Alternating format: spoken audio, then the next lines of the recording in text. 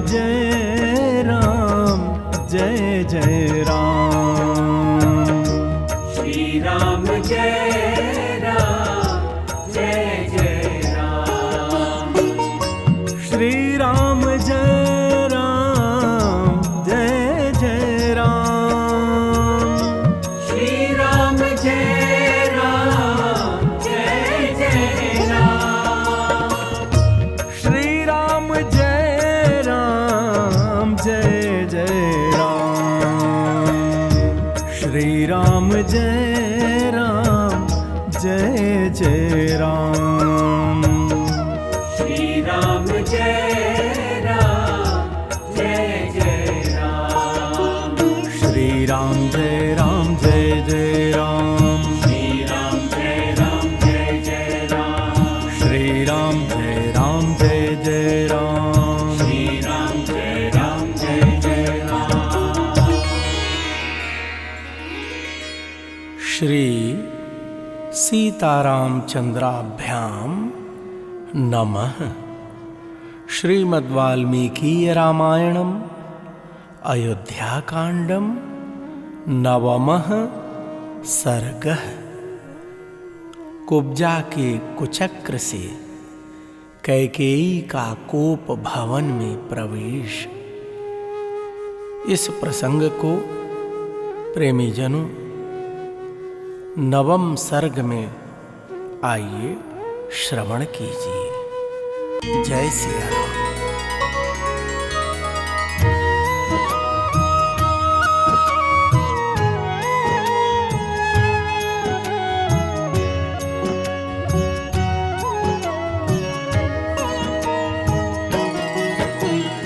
एवमुक्ता तु कैकेयी क्रोधेन ज्वलितानना दीर्घमुष्णं विनिश्वस्य मंथराम् इदमब्रवीत्। अद्य राममितः क्षिप्रं वनं प्रस्थापयाम्यहं यौवराज्येन भरतं क्षिप्रमद्याभिषेचये। भक्तजनों, मंथरा के ऐसा कहने पर कैकेयी का मुख क्रोध से तमतमा उठा।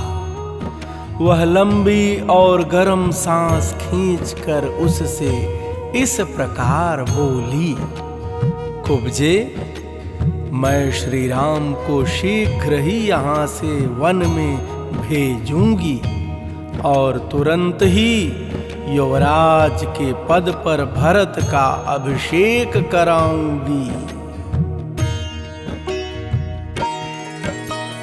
इदं त्विदानीं सम्पश्य केनोपायेन साधये भरतः प्राप्नुयाद्राज्यं न तु रामः कथञ्चन।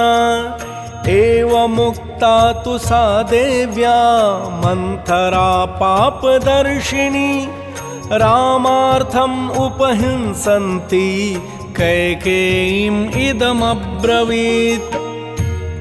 भक्तजनों, कैकेयी कहती है, मंथरे, परंतु इस समय यह तो सोचो कि किस उपाय से अपना अभीष्ट साधन करूं, भरत को राज्य प्राप्त हो जाए और श्री राम उसे किसी तरह भी न पा सकें, यह काम कैसे बने।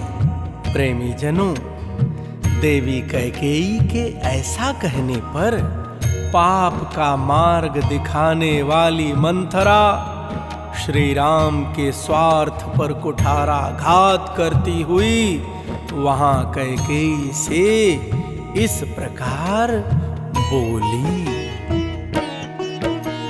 हन्तेदानीं प्रपश्यत्वं कैकेयी श्रूयतां वचः यथा ते भरतो राज्यं पुत्रः प्राप्स्यति केवलम्। किं न स्मरसि कैकेयी स्मरन्ती वा निगूहसे यदुच्यमानमात्मार्थं मत्तस्त्वं श्रोतुमिच्छसि। भक्तजनों, मंथरा ने कहा, हे केकय नंदिनी, अच्छा अब देखो कि मैं क्या करती हूँ। तुम मेरी बात ध्यान से सुनो, जिससे केवल तुम्हारे पुत्र भरत ही राज्य प्राप्त करेंगे, श्री राम कदापि नहीं। कैकेयी, क्या तुम्हें स्मरण नहीं है, या स्मरण होने पर भी मुझसे छिपा रही हो, जिसके तुम मुझसे अनेक बार चर्चा करती रहती हो? अपने उसी प्रयोजन को तुम मुझसे सुनना चाहती हो? इसका क्या कारण है? मयोच्यमानं यदि ते श्रोतुं छन्दो विलासिनि, श्रूयताम् अभिधास्यामि, श्रुत्वा चैतद्विधीयताम्। श्रुत्वैवं वचनं तस्या मंथरायास्तु कैकेयी, किंचिदुत्थाय शयनात् स्वास्तीर्णादिदमब्रवीत्। भक्तजनों, मंथरा ने कहा, हे विलासिनी, यदि मेरे ही मुंह से सुनने के लिए तुम्हारा आग्रह है तो बताती हूँ। सुनो और सुनकर इसी के अनुसार कार्य करो। मंथरा का यह वचन सुनकर कैकेयी अच्छी तरह से बिछे हुए उस पलंग से कुछ उठकर उससे यों बोली, कथयस्व ममोपायं केनोपायेन मंथरे, भरतः प्राप्नुयाद् राज्यं न तु रामः कथञ्चन। एवमुक्ता तदा देव्या मंथरा पापदर्शिनी, रामार्थम् उपहिंसन्ति कैकेयीम् इदमब्रवीत्। भक्तजनों, महारानी कैकेयी ने कहा, मंथरे, मुझसे वह उपाय बताओ, किस उपाय से भरत को राज्य मिल जाएगा, किंतु श्री राम उसे किसी तरह नहीं पा सकेंगे। देवी कैकेयी के ऐसा कहने पर पाप का मार्ग दिखाने वाली मंथरा श्री राम के स्वार्थ पर कुठाराघात करती हुई उस समय कैकेयी से इस प्रकार बोली, पुरा देवासुरे युद्धे सह राजर्षिभिः पतिः, अगच्छत्वामुपादाय देवराजस्य साह्यकृत्। दिशामास्थाय कैकेयी दक्षिणां दण्डकान् प्रति, वैजयन्तम् इति ख्यातं पुरं यत्र तिमिध्वजः। भक्तजनों, मंथरा ने कहा, देवी, पूर्व काल की बात है कि देवासुर संग्राम के अवसर पर राजर्षियों के साथ तुम्हारे पति देव तुम्हें साथ लेकर देवराज इंद्र की सहायता करने के लिए गए थे। हे कैकेयी राजकुमारी, दक्षिण दिशा में दंडकारण्य के भीतर वैजयंत नाम से विख्यात एक नगर है, जहाँ शंबर नाम से प्रसिद्ध एक महान असुर रहता था। स शंबर इति ख्यातः शतमायो महासुरः, ददौ शक्रस्य संग्रामं देवसंघैर्निर्जितः। तस्मिन् महति संग्रामे पुरुषान् क्षतविक्षतान्, रात्रौ प्रसुप्तान् घ्नन्ति स्म तरसा पास्य राक्षसाः। भक्तजनों, मंथरा कैकेयी से कहती है, वैजयंत नगर में शंबर नाम का एक महान असुर रहता था। वह अपनी ध्वजा में तिमि अर्थात व्हेल मछली का चिन्ह धारण करता था और सैकड़ों मायाओं का जानकार था। देवताओं के समूह भी उसे पराजित नहीं कर पाते थे। एक बार उसने इंद्र के साथ युद्ध छेड़ दिया। उस महान संग्राम में क्षत विक्षत हुए पुरुष जब रात में थक कर सो जाते, उस समय राक्षस उन्हें उनके बिस्तर से खींच ले जाते और मार डालते थे। तत्राकरोन् महायुद्धं राजा दशरथस्तदा असुरैश्च महाबाहुः शस्त्रैश्च शकलीकृतः अपवाह्य त्वया देवी संग्रामान्नष्टचेतनः तत्रापि विक्षतः शस्त्रैः पतिस्ते रक्षितस्त्वया। भक्तजनों, मंथरा कहती है, महारानी, उन दिनों महाबाहु राजा दशरथ ने भी वहां असुरों के साथ बड़ा भारी युद्ध किया।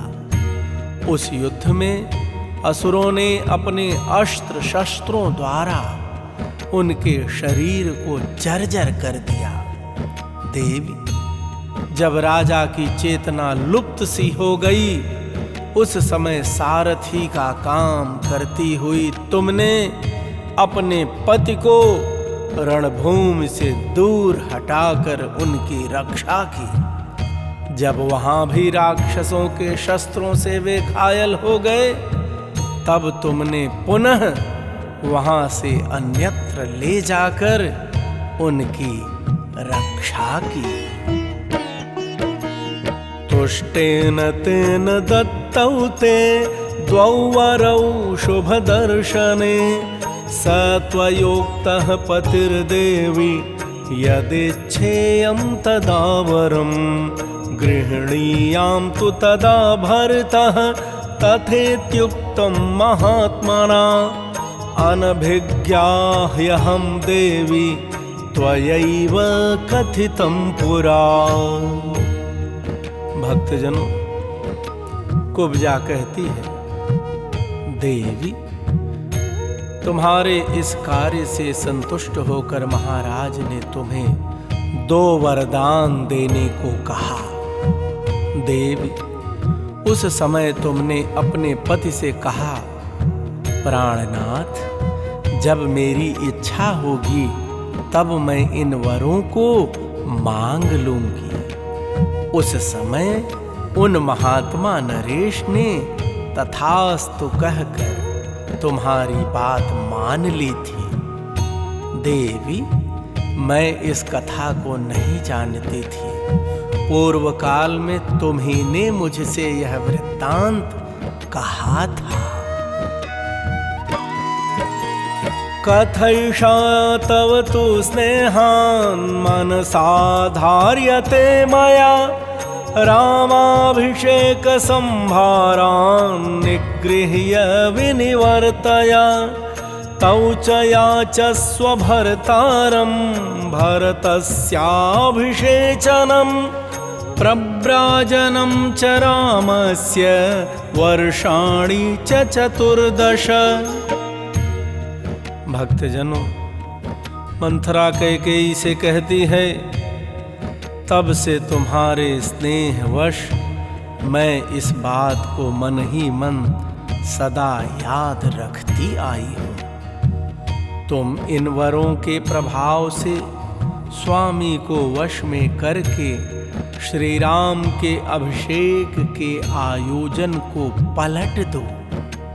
तुम उन दोनों वरों को अपने स्वामी से मांगो। एक वर के द्वारा भरत का राज्याभिषेक और दूसरे के द्वारा श्री राम का 14 वर्ष तक का वनवास मांग लो, मांग लो। मांग लो।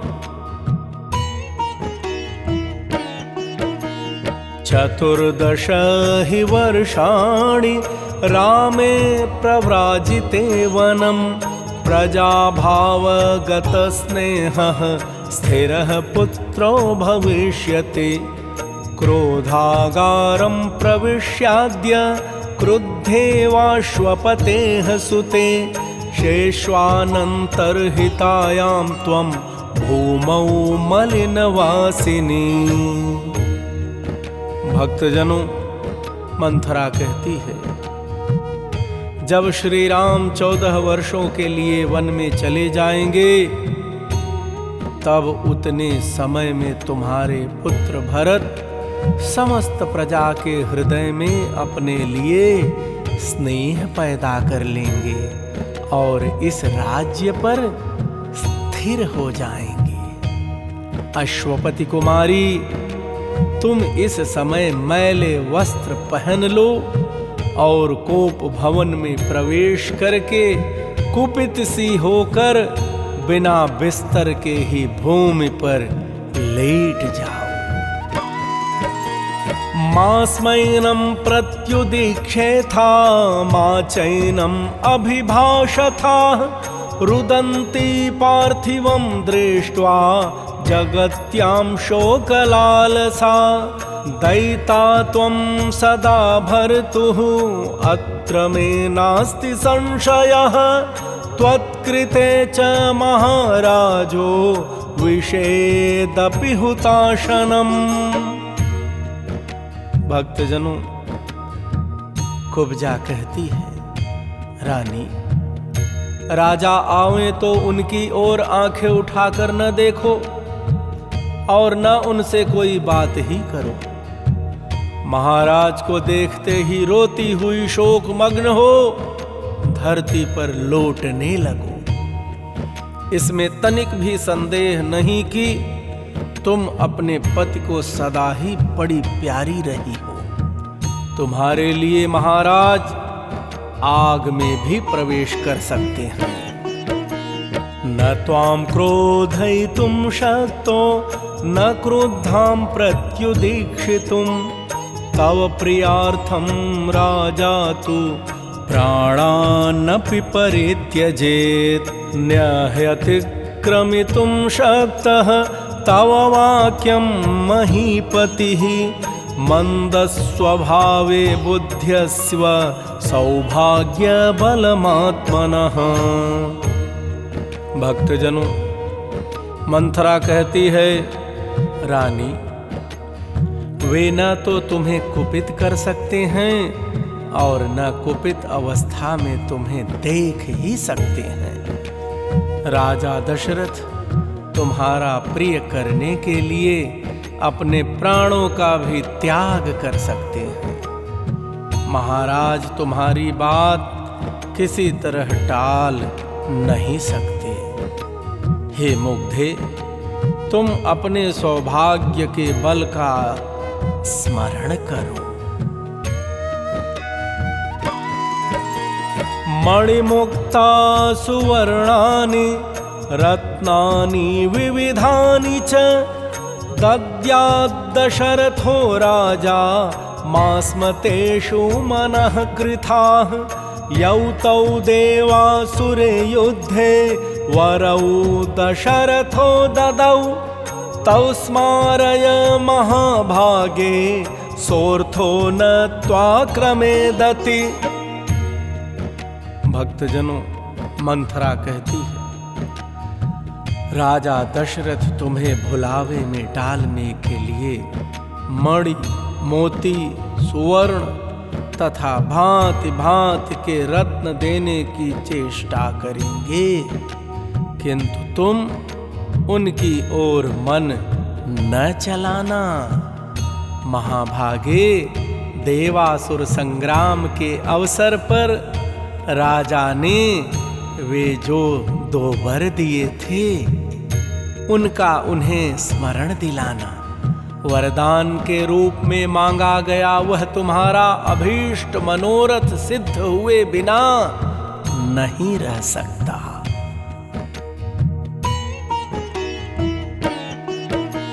यदा तु ते वरं दद्यात् स्वयं उत्थाप्य राघवः व्यवस्थाप्य महाराजं त्वम् इवं वृणुयावरम् रामप्रव्रजनं दूरं 9 वर्षाणि 5 च भरतः क्रियतां राजा पृथिव्यां पार्थिवर्षभ।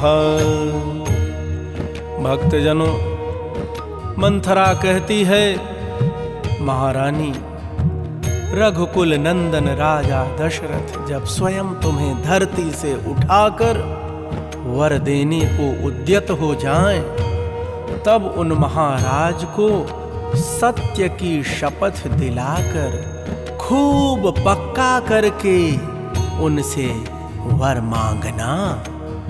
वर मांगते समय कहना कि हे नृप श्रेष्ठ, आप श्री राम को 14 वर्षों के लिए बहुत दूर वन में भेज दीजिए और भरत को भूमंडल का राजा बनाइए।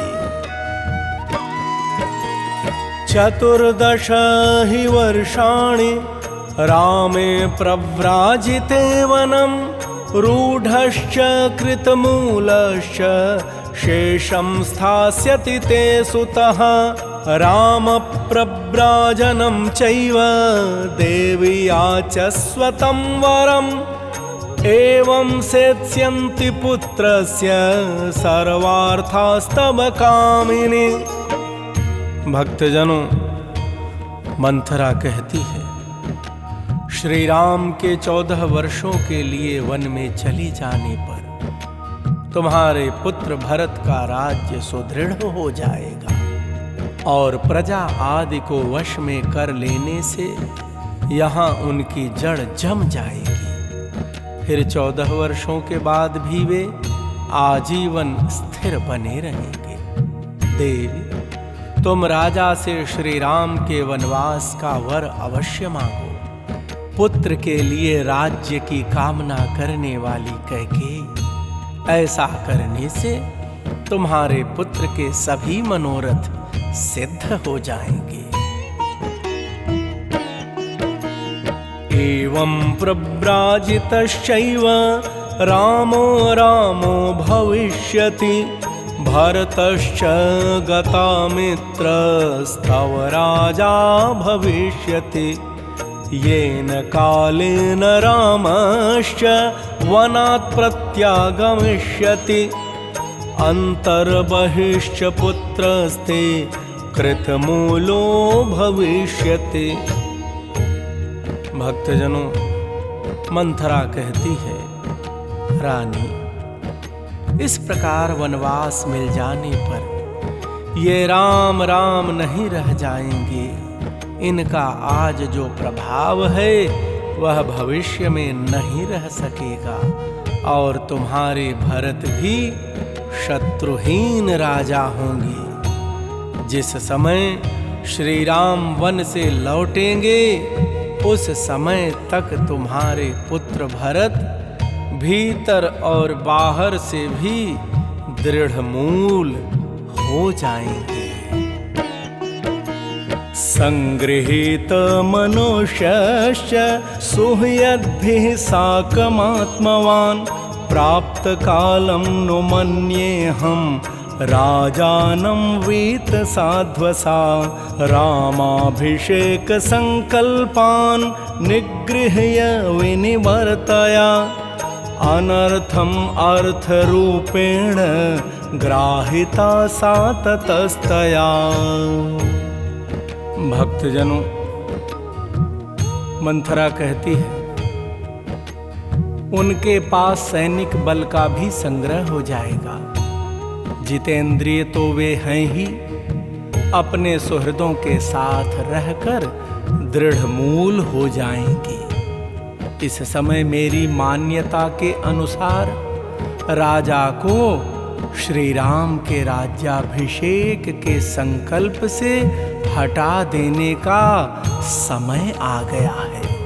अतः तुम निर्भय होकर राजा को अपने वचनों में बांध लो और उन्हें श्री राम के अभिषेक के संकल्प से हटा दो।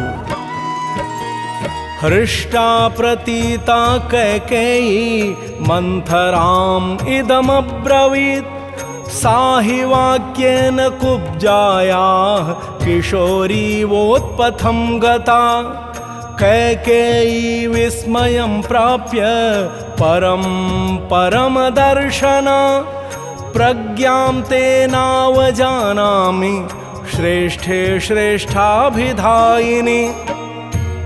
भक्तजनों, ऐसी बातें कहकर मंथरा ने कैकेयी की बुद्धि में अनर्थ को ही अर्थ रूप में जचा दिया।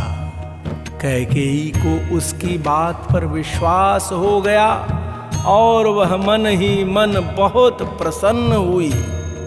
यद्यपि वह बहुत समझदार थी तो भी कुबरी के कहने से नादान बालिका की तरह कुमार्ग पर चली गई, अनुचित काम करने को तैयार हो गई।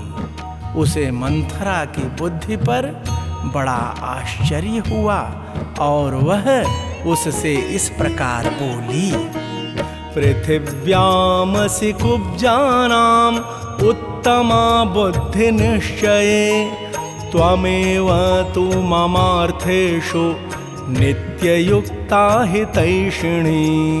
नाहं समवबुद्धेयं कुब्जे राज्ञश्चिकीर्षितं सन्ति दुस्संस्थिताः कुब्जाः वक्राः परम पापिकाः। भक्तजनों, कैकेयी ने कहा, हित की बात बताने में कुशल कुब्जे, तू एक श्रेष्ठ स्त्री है। मैं तेरी बुद्धि की अवहेलना नहीं करूंगी। बुद्धि के द्वारा किसी कार्य का निश्चय करने में तू इस पृथ्वी पर सभी कुब्जाओं में उत्तम है। केवल तू ही मेरी हितैषिणी है और सदा सावधान रहकर मेरा कार्य सिद्ध करने में लगी रहती है। भक्तजनों, कैकेयी ने कहा, कुब्जा, तू इस पृथ्वी पर सभी कुब्जाओं में उत्तम है। केवल तू ही मेरी हितैषिणी है। सदा सावधान रहकर मेरा कार्य सिद्ध करने में सदैव लगी रहती है। कुब्जे, यदि तू न होती तो राजा जो षड्यंत्र रचना चाहते हैं वह कदापि मेरी समझ में नहीं आता। तेरे सिवा जितनी कुब्जाएं हैं वे बेडौल शरीर वाली, टेढ़ी मेढ़ी और बड़ी पापिनी होती हैं। त्वं पद्मम् इव वातेन सन्नता प्रियदर्शना उरस्तेऽभिनिविष्टं वै यावत् स्कन्धात् समुन्नतम् अधस्ताच्चोदरं शान्तं सुनाभम् इव लज्जितं प्रतिपूर्णं च जघनं सुपीनौ च पयोधरौ। भक्तजनों, कैकेयी कहती है, तू तो वायु के द्वारा झुकाई हुई कमलिनी की भांति कुछ झुकी होने पर भी देखने में प्रिय है, सुंदर है। तेरा वक्षस्थल कुब्जता के दोष से व्याप्त है, अतएव कंधों तक ऊंचा दिखाई देता है। वक्षस्थल से नीचे सुंदर नाभि से युक्त जो उदर है वह मानो वक्षस्थल की ऊंचाई देखकर लज्जित सा हो गया है। इसीलिए शांत कृश प्रतीत होता है। तेरा जघन विस्तृत है और दोनों स्तन सुंदर एवं स्थूल हैं। विमलेन्दु समं वक्त्रम् अहो राजसि मंथरे जघनं तव निर्मृष्टं रशनादामभूषितं जङ्घे भृशमुपन्यस्ते पादौ च व्यायतावुभौ त्वमायताभ्यां सक्थिभ्यां मंथरे क्षौमवासिनी।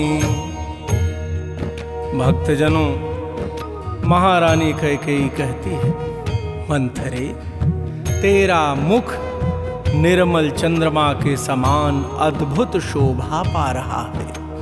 करधनी की लड़ियों से विभूषित तेरा कटिका अग्रभाग बहुत ही स्वच्छ रोमादि से रहित है।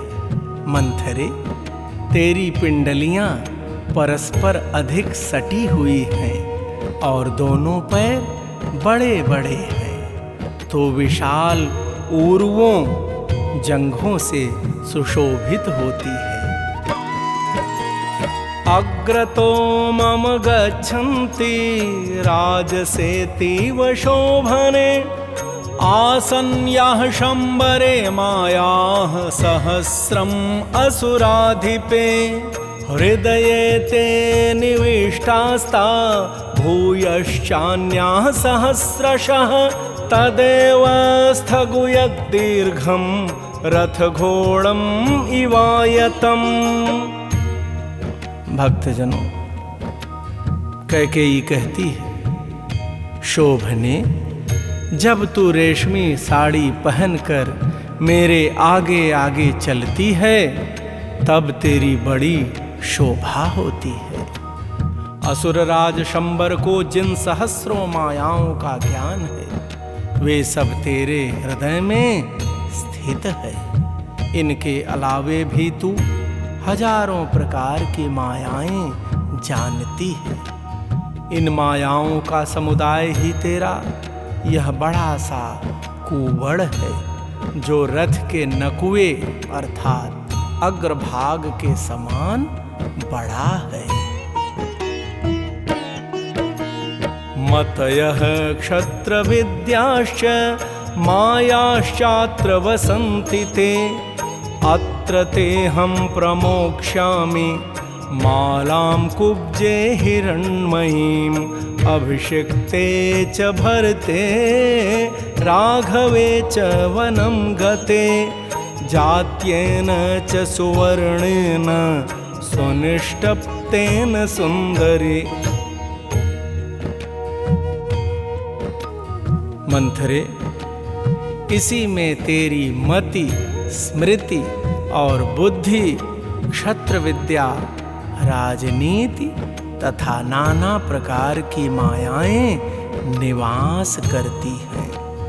सुंदरी कुब्जे, यदि भरत का राज्याभिषेक हुआ और श्री राम वन को चले गए तो मैं सफल मनोरथ एवं संतुष्ट होकर अच्छी जाति के खूब तपाए हुए सोने की बनी हुई सुंदर स्वर्णमाला तेरे इस कुब्बड़ को पहनाऊंगी।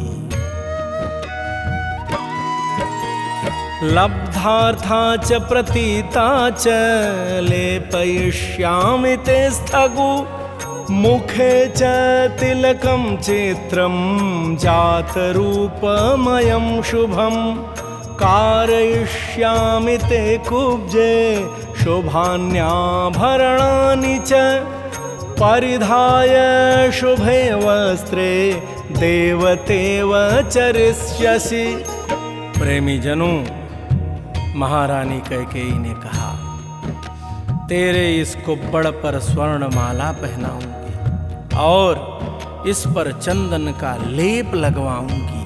कुब्जे, तेरे मुख ललाट पर सुंदर और विचित्र सोने का टीका लगवा दूंगी और तू बहुत से सुंदर आभूषण एवं 2 उत्तम वस्त्र, लहंगा और दुपट्टा धारण करके देवांगना के समान विचरण करेगी। चंद्रमाह्वयमानेन मुखेन प्रतिमानना गमिष्यसि गतिं मुख्यां गर्वयन्ति द्विषज्जने। तवापि कुब्जाः कुब्जायाः सर्वाभरणभूषिता पादौ परिचरिष्यन्ति तथैव त्वं सदा मम। भक्तजनों, महारानी कैकेयी कहती है, चंद्रमा से होड़ लगाने वाले अपने मनोहर मुख द्वारा तू ऐसी सुंदर लगेगी कि तेरे मुख की कहीं समता नहीं रह जाएगी, तथा शत्रुओं के बीच में अपने सौभाग्य पर गर्व प्रकट करती हुई तू सर्वश्रेष्ठ स्थान प्राप्त कर लेगी।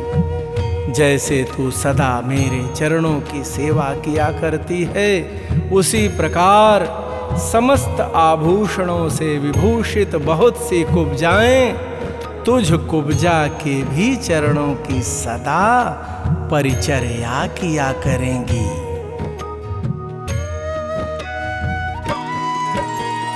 इति प्रशस्यमाना सा कैकेयीमिदमब्रवीत् शयानां शयने शुभ्रे वेद्याम् अग्निशिखाम् इव। गतोदके सेतुबन्धो न कल्याणि विधीयते उत्तिष्ठ कुरु कल्याणं राजानाम् अनुदर्शय।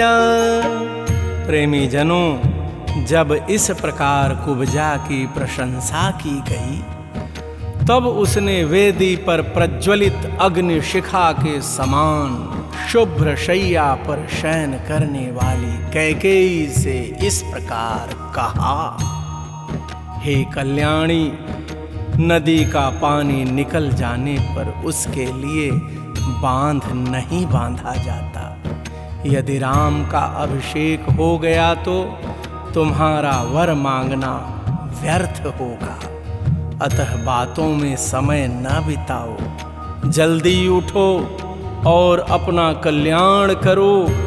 कोप भवन में जाकर राजा को अपनी अवस्था का परिचय दो। तथा प्रोत्साहिता देवी गत्वा मंथरया सह क्रोधागारं विशालाक्षी सौभाग्यम् इदगर्विता। अनेकशतसाहस्रं मुक्ताहारं वराङ्गना अवमोच्य वरार्हाणि शुभान्याभरणानि च।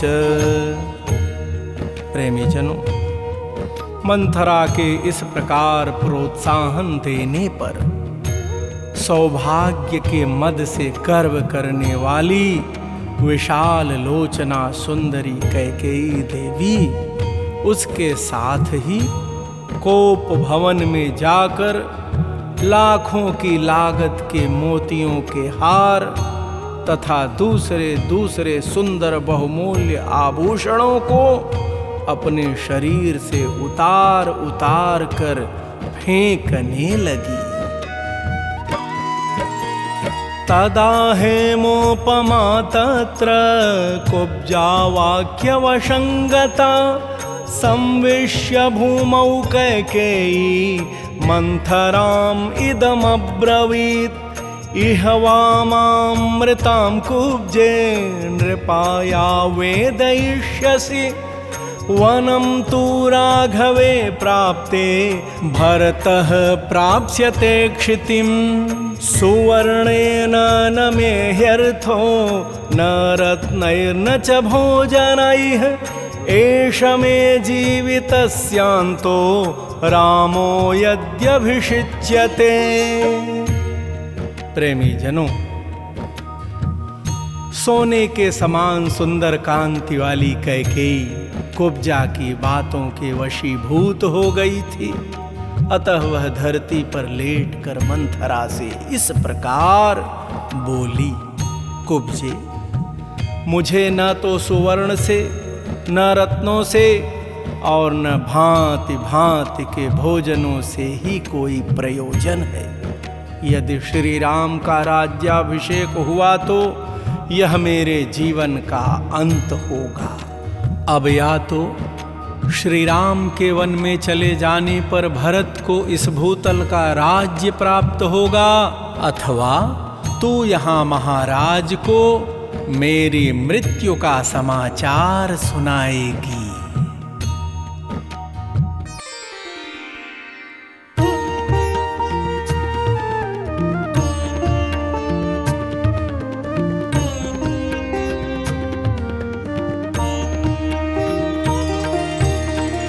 ततः पुनस्तां महिषीं महीक्षितो वचोभिरत्यर्थमहापराक्रमैः उवाच कुब्जा भरतस्य मातरं हितं वचो राममुपेत्य चाहितम्।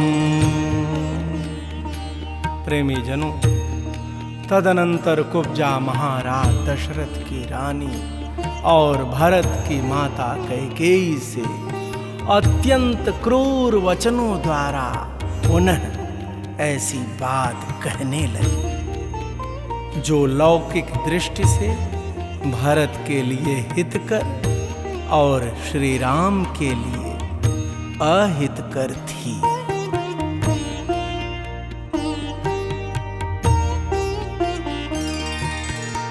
प्रपत्स्यते राज्यमिदं हि राघवो यदि ध्रुवं त्वं ससुता च तप्स्यसे ततो हि कल्याणी यतस्वतस्तथा यथा सुतस्ते भरतोऽभिषेक्ष्यते। भक्तजनों, कुब्जा ने कहा, हे कल्याणी, यदि श्री राम इस राज्य को प्राप्त कर लेंगे तो निश्चय ही अपने पुत्र भरत सहित तुम भारी संताप में पड़ जाओगे। अतः ऐसा प्रयत्न करो जिससे तुम्हारे पुत्र भरत का राज्याभिषेक हो जाए।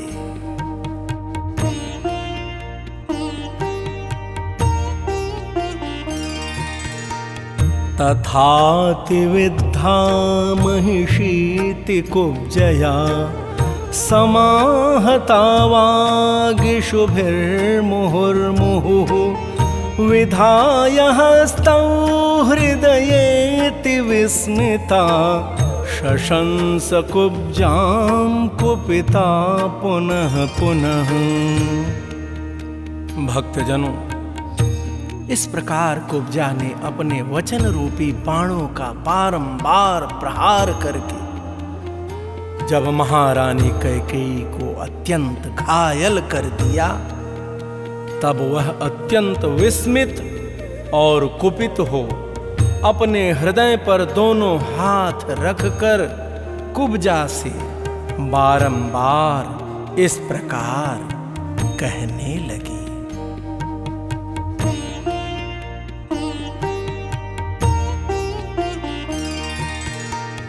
यमस्य वामां विषयं गताम् इतो निशम्य कुब्जे प्रतिवेदयिष्यसि वनं गते वा सुचिराय राघवे समृद्ध कामो भरतो भविष्यति। कुब्जे, अब या तो रामचंद्र के अधिक काल के लिए वन में चले जाने पर भरत का मनोरथ सफल होगा, अब या तो रामचंद्र के अधिक काल के लिए वन में चले जाने पर भरत का मनोरथ सफल होगा, या तो मुझे यहाँ से यमलोक में चली गई सुनकर महाराज से यह समाचार निवेदन करेगी। अहं हि नैवास्तरणानि न स्रजो न चन्दनं नाञ्चन पान भोजनं न किञ्चिदिच्छामि न चेह जीवनं न चेदितो गच्छति राघवो वनम्। प्रेमी जनों, कैकेयी कहती है, यदि राम यहाँ से वन को नहीं गए तो मैं न तो भांति भांति के बिछौने, न फूलों के हार, न चंदन, न अंजन, न पान, न भोजन और न दूसरी ही कोई वस्तु लेना चाहूंगी। उस दशा में तो मैं यहाँ इस जीवन को भी नहीं रखना चाहूंगी। अथैव मुक्त्वा वचनं सुदारुणं निधाय सर्वाभरणानि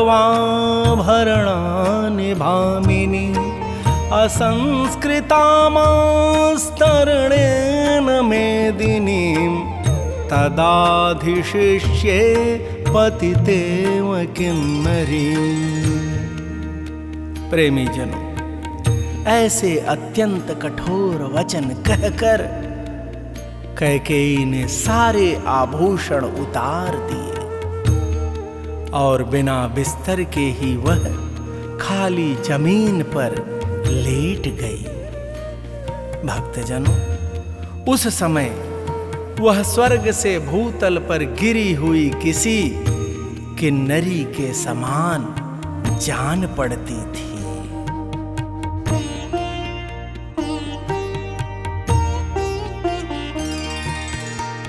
उदीर्ण संरंभतमो वृतानना तदावमुक्तोत्तममाल्यभूषणा नरेन्द्र पत्नी विमना बभूव सा तमोवृता द्यौरिव मग्नतारका। भक्तजनों, उसका मुख बढ़े हुए अमर्ष रूपी अंधकार से आच्छादित हो रहा था। उसके अंगों से उत्तम पुष्पहार और आभूषण उतर चुके थे। उस दशा में उदास मन वाली राजरानी कैकेयी, जिसके तारे डूब गए हों, उस अंधकाराच्छन्न आकाश के समान प्रतीत होती थी।